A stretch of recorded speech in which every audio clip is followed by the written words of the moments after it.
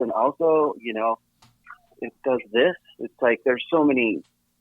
What I'm trying to say is that these kids also, they don't just surf to be good at surfing. Yeah. There's so much more. You have to train. You have to focus. You have to be involved in your board making and your wetsuits if you're somewhere where it's cold all the time. And some of these kids are just as good as the other ones, but they don't have a board. And they don't have a wetsuit. And they don't have, clean board shorts or something. And I want those kids to get known because they should have the opportunity all these other ones have, and yeah. I love them all. I think it's like so great to see. And the women, like the young girls, the young women that are surfing these days, it is so amazing.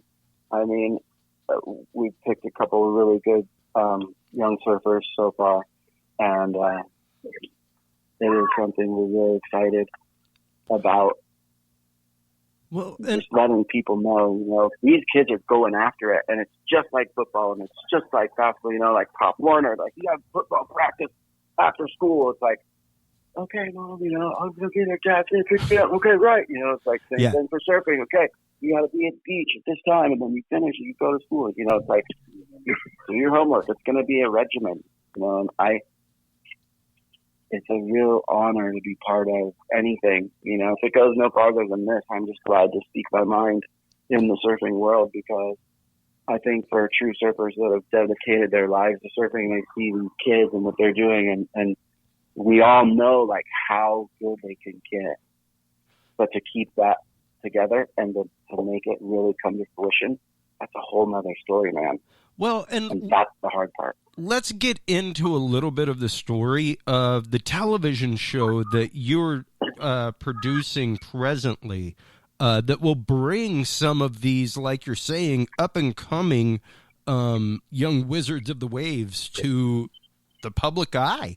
Because, even though the surfing culture has permeated our culture so much, so many people don't know where to go get involved. They don't know the good places to go surf. They don't know where to go buy a board.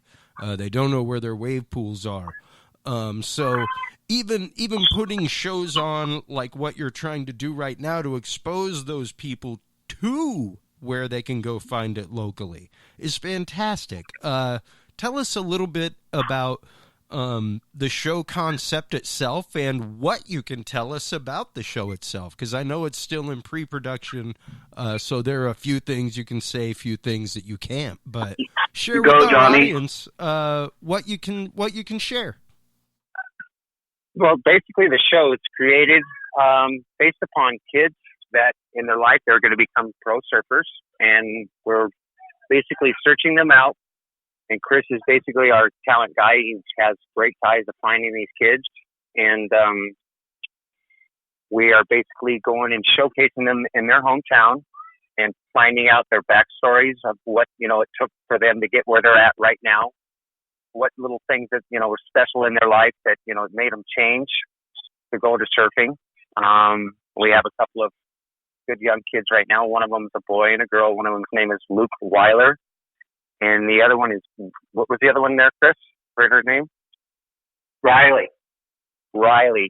And she is like an amazing young girl from Santa Barbara area, where she has two little sisters, and I guess they have a very special story as well as a backstory. Three sisters. Three sisters. And it's wow. They're awesome. They really are. Lucky to have them in their family. They're just frothy little surfers, super, super sweet and kind, and just all about, their last name is Malmston, and they absolutely are just, they're what we're looking for. I really, really enjoyed hanging out with their family as well as Luke's. They actually do other things too, and they go and install water systems in places like Nicaragua and things and help other people. And they have a band called M4. It's really cute. Four sisters. So we'll get into their story and how they make it work and their aspirations. And their goals and, you know, how they feel about it. And Luke and his mom, I met, they were great. I went to their house. She was making me breakfast sandwiches, like sweetest lady. Holly, shout out to her, and Luke. And the dad's name is Damon, great guy, hooked me up out of the blue. These people are so, I want to thank everyone on Facebook that wrote to me and asked me to take a look at their kid or kids. And some, we're going to try to do all of them, you know. But for the first show, we have 2 picked out, and it's going to be great. We're trying to start it here in California and then search them out all to the globe and finding these kids that could be the next champion, because they're in any country that has provided surf, quality class surf, there's kids that are available to search out. I posted my idea, or Johnny's idea, on my Facebook page, and I got calls from and messages from Tahiti and Bali, Hawaii, of course, Nicaragua and Salvador, and places like Chile, and kids' family, Argentina, just like things, Costa Rica, Nicaragua. I mean, all these are kids that want to be pro surfers that are sponsored. Yeah, one kid, you know, it's incredible, and to follow those stories and, you know, the ups and downs. It's not all, you know, hot and glassy every day. It's not always 6 to 8 foot and perfect, you know. Surfing is, you know, like we're saying, you can't just go and all of a sudden it's perfect. You know what it's like surfing a perfect wave, because we strive for that. That's part of it. It's going and finding it and looking and receiving and getting that energy off of looking over the cliff and just looking down and seeing it perfect. And you're just like, yeah, and you put your wetsuit on and you go down there and you jump in, and depending, you know, no matter what, if it's perfect, you don't care if it's freezing cold, you don't care if it's crowded. Sometimes that's an issue, but you get what I'm saying. It's pure stoke. Yeah. And for y'all to be covering these stories, I think is so crucial, because like I said, number one, it's a culture that I think people definitely misunderstand, and a subculture across the globe that I think people have a cultural misunderstanding of. Like I said, we all the first thing we all think is burnout Jeff Spicoli. We all think, like you were saying at the beginning of the show earlier, the ne'er-do-well that you were supposed to stay away from, the beach bum, so to speak. You know, so what I want to say is this, really quick. Let me just jump in when you talk about Spicoli. Those guys are cool too. Yeah, they are. You know what I mean? That's also part of it. It's like, that's rad. You know what I mean? Not the ones that are making it, that are doing it, that are really, that have the sponsors, that are working it, and like they're homeschooling and they're surfing every day. Those guys aren't Spicolis. You know, they're not doing that. You know, they're not climbing out of the van all high and like going and surfing the contest. And, you know, it's like, I'm not going to say that I didn't do that, right? Sure. That's probably why I'm on this end of the podcast, right? And I'm not on the WSL going, oh, Joseph, look at that one. You know, like, of course. You know, I put my I thought there was funner things to do. You know, we didn't have that opportunity. I didn't know I would have stuck to skating. I'd be in the X Games, you know. I was a skater, you know. If a dream tour and surfing, oh yeah, I would have definitely, you know, mind my P's and Q's more. But hey, we're here and we're excited to do what we're doing now. And I still have that surf stoke like a Grom. Yeah. The Grom is a young surfer. That's the new surf lingo. He is a Grom. Like Johnny, so this is how I met Johnny. I used to surf for this surf shop on a street at State Beach, and right there in California, obviously, SoCal, just below the Palisades, Rustic Canyon. I lived in Rustic Canyon with my friend Jamie Witherall. We call him Hula. He's an amazing surfer. Surf guide, fisherman, world class.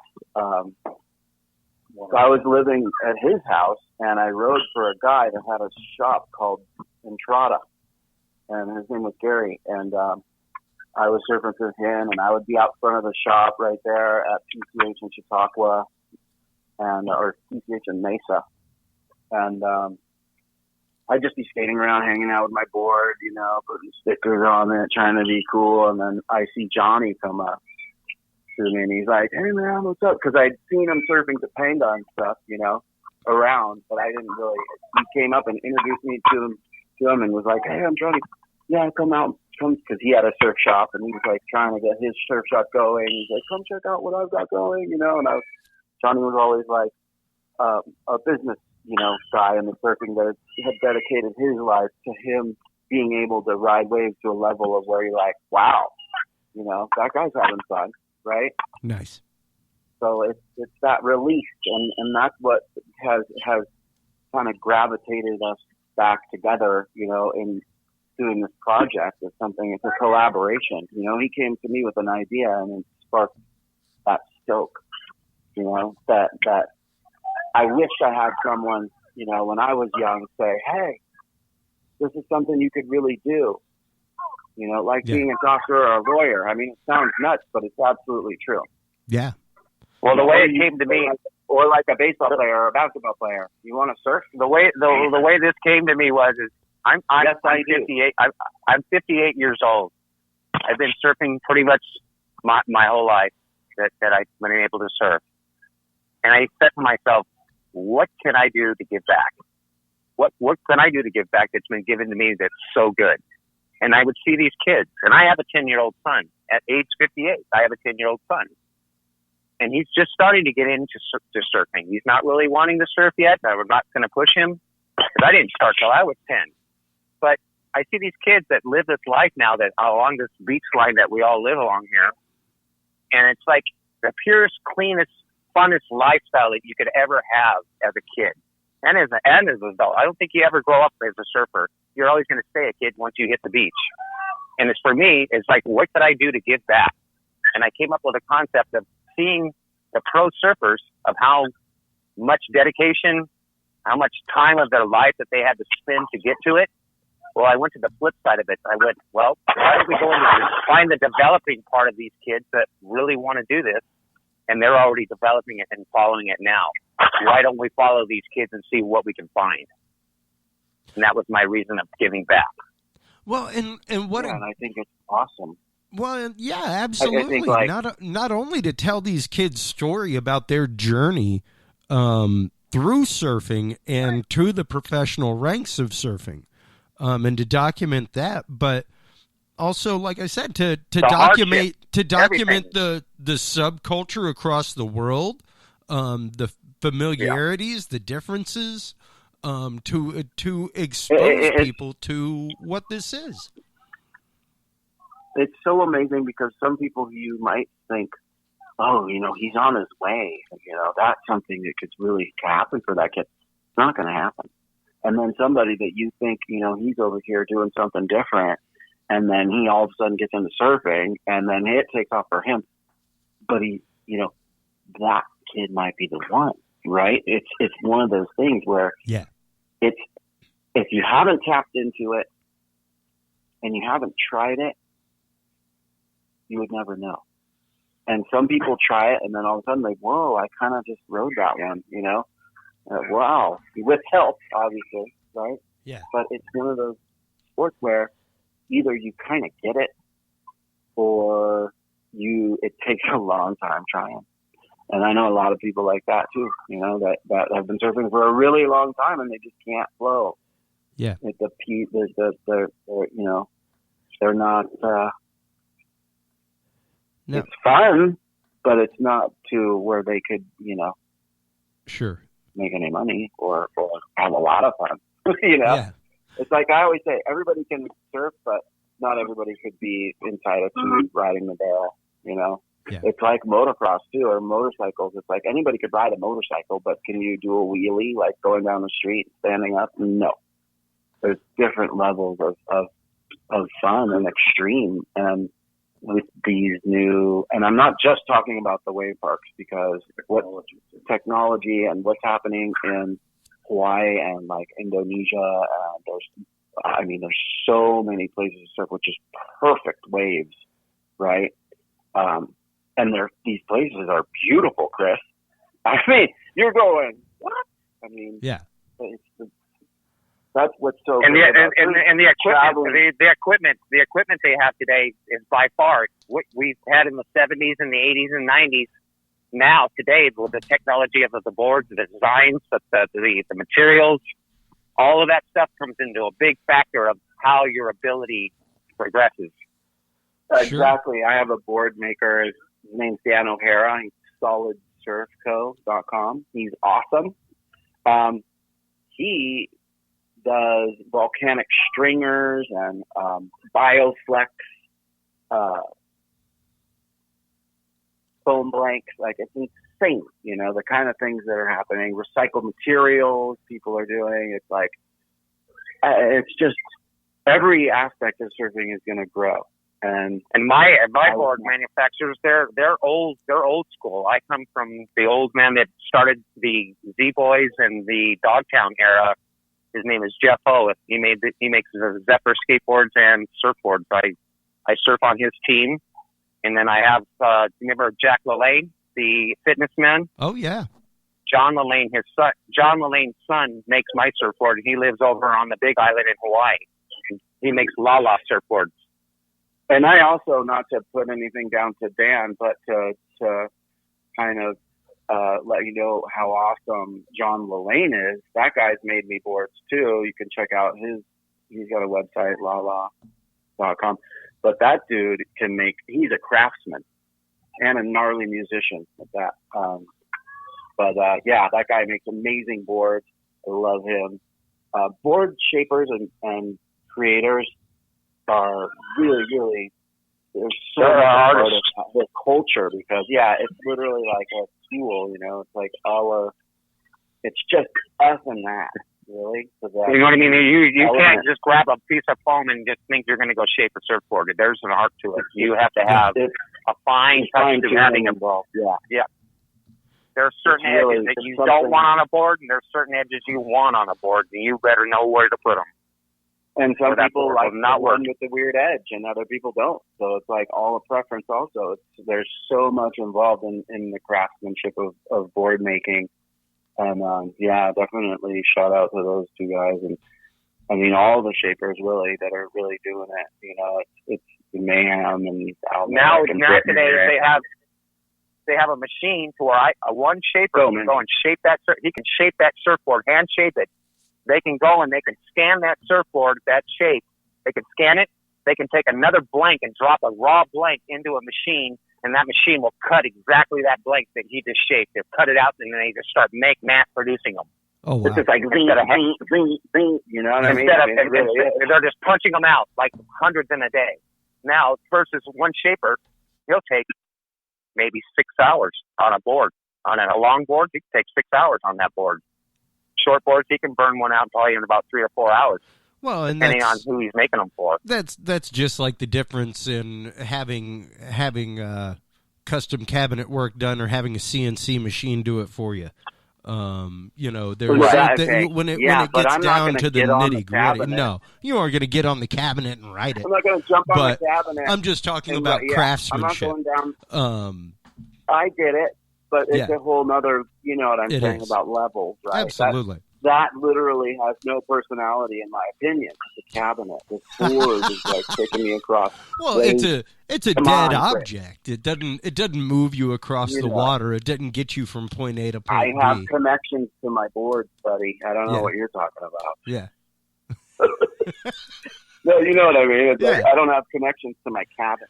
Yeah. So it's actually creating a feeling, to be honest, you know. So it's something that's really in depth, and like you're saying, you know, ever changing. You know, we're gonna find that's another thing. It's like gonna be board design. You know, that's gonna really boost expansion of these surf parks and these surf ranches around the world. You know, it's really cool. Hydrofoil, new thing. I mean, we could just get rid of fins and just go hydrofoiling. It's like this whole new, you know, everything is always changing, and with change comes, you know, imperfections and perfections. Exactly. So I'm excited to be here with it. I'm really stoked you had us on the show. Oh yeah, man, absolutely. It's such an exciting topic. It's great because well, yeah, and like I said, to me, it's important due to the fact that you're chronicling subculture across the world.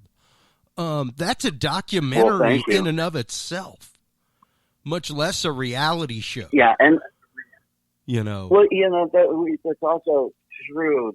Johnny and I also too have very unique stories. Yeah, of how we've become and where we had to go through and where we're still going through it, huh, Johnny? Oh boy. So this is what we talk about, and this is stuff that we can get into deeper. Maybe we can come back on the show. Oh yeah, no, most definitely.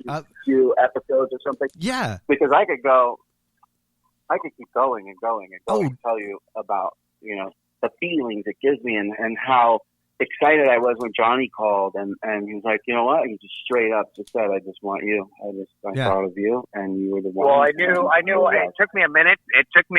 But I knew I had you, but I just had to figure out a way of how to approach you with it. And it wasn't through the other channels. I had to figure out a way of getting to you direct. It was crazy because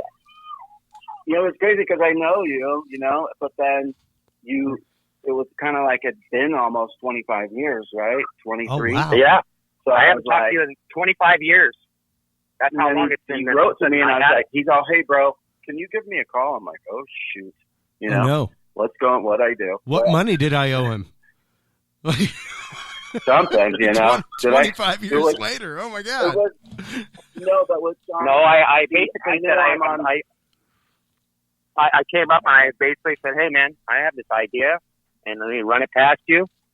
And once I ran it past you, it grew from that moment, and it never stopped, and it hasn't stopped. And each day it makes its a little chip away, and we close those gaps on it, and it's starting to, we're right there at the home feet of it.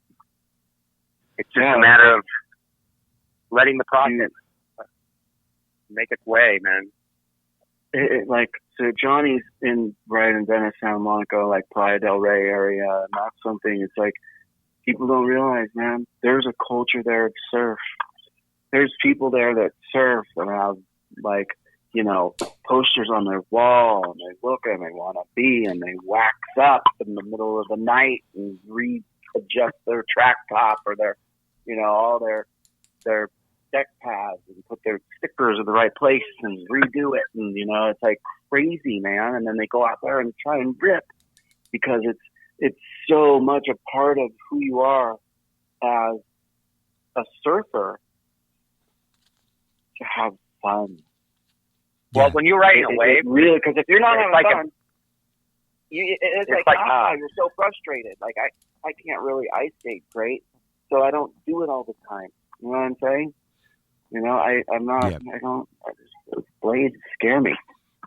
My personal feeling in riding in waves is like it's a blank canvas. You have a blank canvas the minute you drop into that wave, and you're just basically putting your signature on that wave. And when that wave is finished, nobody has ridden that wave but you. That wave is gone, never to be ridden again. The only time you're going to remember it is in your mind of what you did on that wave. And if anybody else saw it, they're paddling up to you and they're going, "Man, that looks so fun!" And you're just paddling up, and you're like, "Yep." And you go get another one. I've had days where nothing could turn it around except a perfect wave. Quote me on that. Nice. And I've got them, and I've surfed them, and I've ridden them, and it's like Johnny and I. It's like nobody has it easy, whether it be in their right mind or not. It's like we all go through our trials and tribulations, and surfing is something that's always there for me.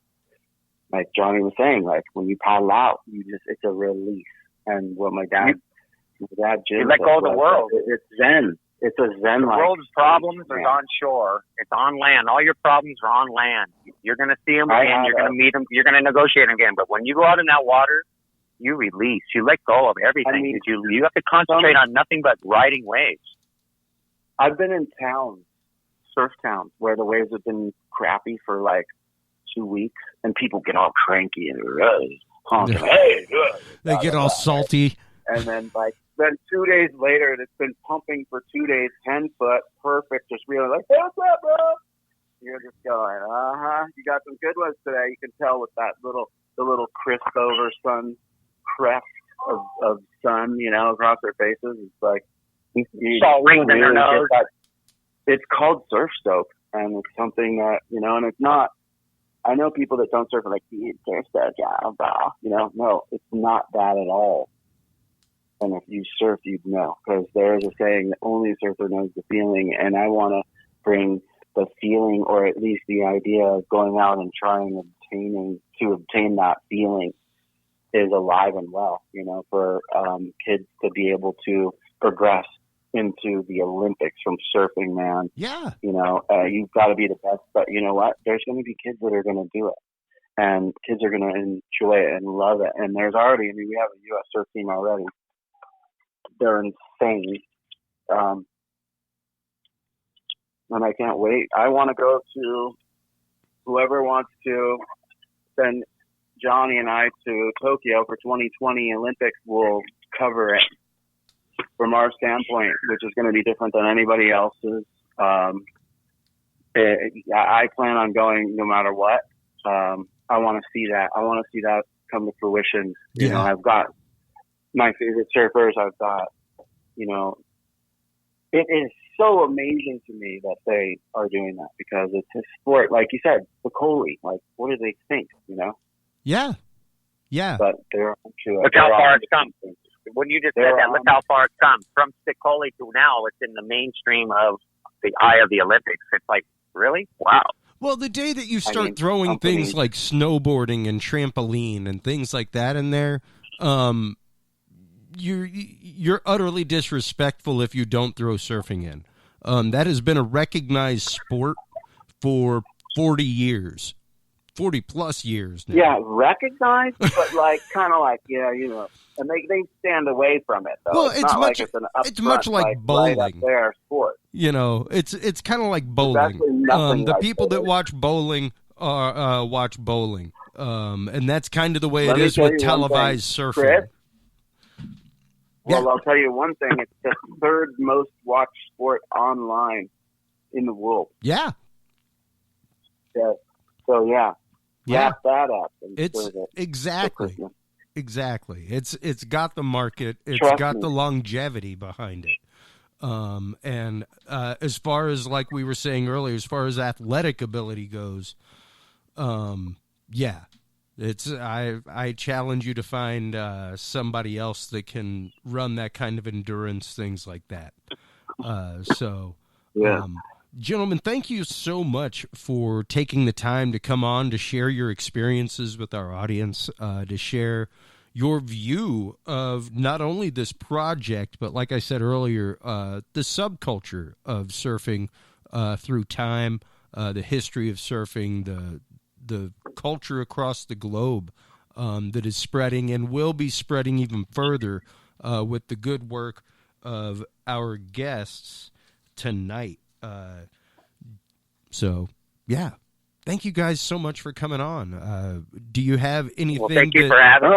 It's a great opportunity, Chris. I'm really stoked, and it was really fun. I want to. There's so much more that I want to share. And that's what the show is about. And just like letting people know, hey, you know what? It's basically an untelevised, huge sporting event. Yeah. That is going to, it's flourishing, and it's going to keep going.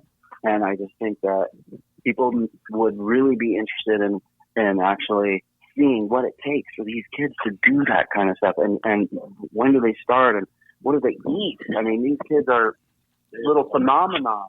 Yeah. And we definitely want you guys to come back on here in a few months and give us updates, how production is going, no problem. Everything else. So thank you guys once again. If you have anything that you want to promote, any websites, anything like that, where people can go see things, where they can come catch you in competition, stuff like that, go ahead, guys. The floor is y'all's. Hit it. Basically, I just want to thank my friend Valerie, Michelle, our band, my friends, over at FCS, which is actually Surf Hardware International. Is my friend Ben Pincock. He's a great dear friend to me. And then we also have Drew Littlemore over. He does Headhunter. He's a great guy, helps me out. And as I said before, As High As I Am guy, Mad Mike Jones, helps me on the Central Coast, takes care of me, as well as Dan O'Hara from SolidSurfCo.com. He makes some amazing boards with recycled materials, just complete, the dude, the rocket scientist, pardon me. And then I also want to just thank everybody that I grew up surfing with that always pushed me and told me that I could do it. Wow. Thank you guys for having me on. Appreciate it. Yeah, most definitely, man. Thank you guys once again for coming on, sharing your story, sharing your obvious passion, not only for the sport and the culture, but the lifestyle that is surfing. Please do stay tuned, everybody, for more episodes with these guys. Guys, please do hold the line while we close out here with our audience. While you're online checking out all those great folks that help make sports like surfing possible, that Kris Wolfe was just telling you about, please do make sure to stop on by the Dudes and Beer Podcast. dudesandbeerpodcast.com is where you can find the show. That's where you can find the Knowledge Vault, where we have all of the declassified government programs, downloadable PDFs, the patents of Nikola Tesla, all sorts of cool stuff. There's the Dudes and Beer News there that links you to the News of the Week, links you to our Facebook page where we post all kinds of articles that keep you up to date on what's going on. While you're online checking all that out, please do make sure to stop on by our home network, hduniversalnetwork.com, for all the great content there. Remember, folks, drink responsibly. Take care of yourselves. If you're going to go out and drink, make sure to use Lyft. Make sure to use Lyft. Use code DnB Podcast to start saving your money today. Until next time, take care of yourselves. Take care of each other. If you can't be good, be good at it. We'll talk to you soon. Bye-bye. Listen to our audio. Chat with us live. Download the official Dudes and Beer app for Android and iDevices, available on Google Play and iTunes markets. For more episodes, content, and information, visit us online at dudesandbeer.com. You can also find our episodes on Breach.tv, iHeartRadio, Spreaker, SoundCloud, iTunes, YouTube, Stitcher, or your favorite podcast service.